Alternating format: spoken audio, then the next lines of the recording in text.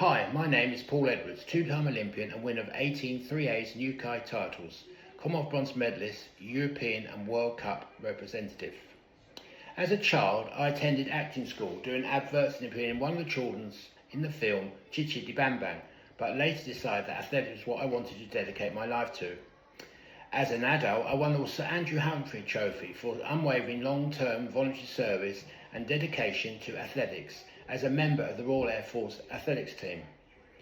I represented Great Britain a total of 43 times in international competitions and was frequently tested for illegal substances used over many years, always with clean results, until I entered this nightmare of a false allegation based on worthless so-called test results. I've suffered a grave, immensely damaging miscarriage of justice, resulting in an unfair life ban from the sport that was my major love and interest in life after a flawed 1997 out of competition test. I was wrongly accused of doping with the natural anabolic steroid testosterone in 94 and 97. Nothing about the conduct of my tests was done properly, and my disciplinary hearings were run completely unfairly with total disregard to the evidence presented and acceptable scientific standards. I was able to obtain the laboratory results data for the 1997 test that revealed shocking errors and omissions that showed that there is no scientific basis for my ban.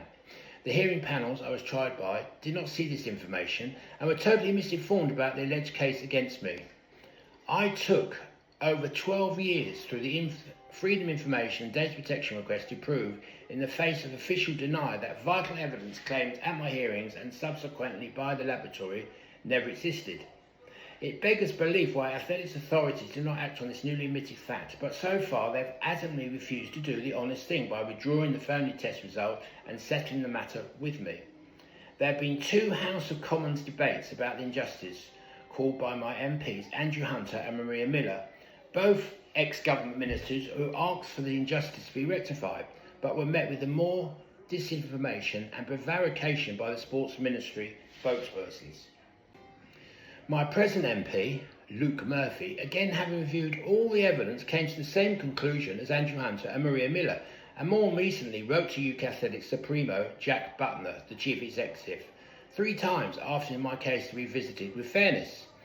Butler replied that he was informed I'd had a fair hearing at the time and the UK rules do not allow re-examination of my cases. This lame excuse was used despite several other athletes with invalid tests having benefited from revisiting cases and being reinstated.